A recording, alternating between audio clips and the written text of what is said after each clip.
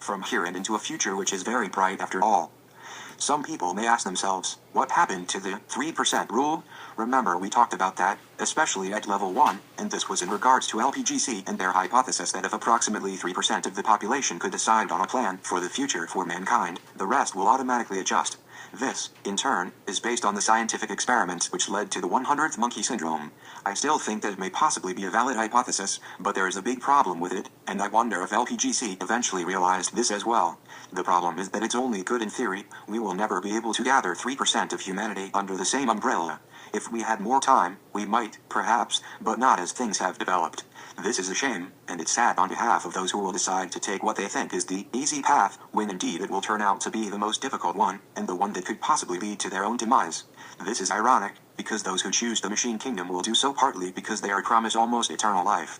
As it turns out, it's all a deception, because if Lucifer and his angels get what they want, that faction of humanity will end up being stardust in a war against their own creators. This means they will become scattered pieces of fire as a part of the rest of the universe, without any personality and without any mind. This is what the weapons of the gods do. However, we haven't seen any evidence that a war against Orion will actually happen in the future, but we know that on certain timelines, mankind will become cyborgs and lose all the abilities their divine bodies had, and they will deeply regret it. They will do all they can to become human again, but from all I've seen, they will not succeed. Be happy that you are one of those who choose to evolve without technology. Figure 6. The number of Earths are almost infinite. Although some of us will perceive ourselves as living on the same planet, we are actually all living on our own version of it. Still, we must not forget that even if the 3% rule is not possible anymore, the Pleiadians confirmed that there are enough evolved beings on this planet to put life onto the timeline of the new era and the new Earth. The spiritual battle we have fought within ourselves is in that sense already won.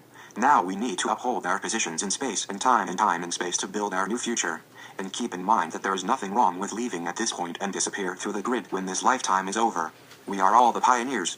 If we leave now, we have already done more than can be expected of us under the circumstances, and now it's soon time for the next generation to take over. The future of the Earth is in the hands of those who will stay, but the gratefulness will always be with those who leave as well. You will be remembered and honored. The veil of amnesia is due to the disconnection between dream state and the awake state.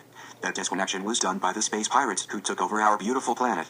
In the future, the connection will once again be reestablished automatically as our vibrations will heal our RNA and DNA, but there are already now ways to do this, which also gets us ahead of the game. The dream state is indeed the awake state and the other way around. Just like so many other things, the overlords took the truth and turned it around. The lies became true and the truth became the lies.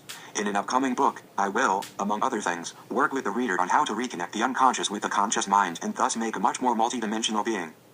I will be in touch and tell you about the progress of my next project. With this, the third level of learning is complete. This also means that all levels of learning are completed, and there will be no more papers. As it looks like, I will from here on communicate mostly in book format, with the intention of giving them away electronically, in PDF format, still free of charge as usual.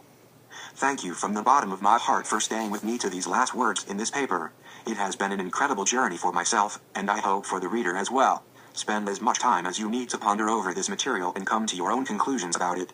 This is my research and my recommendations, but I'm only one person of 7 billion, and we all have free will to do what we want with information that is given to us. I hope I will see you also reading my future material. Besides books, I will most probably also write and post articles, perhaps on WESPENRE.com, but also at battleoferth.wordpress.com, which you can subscribe to by going there.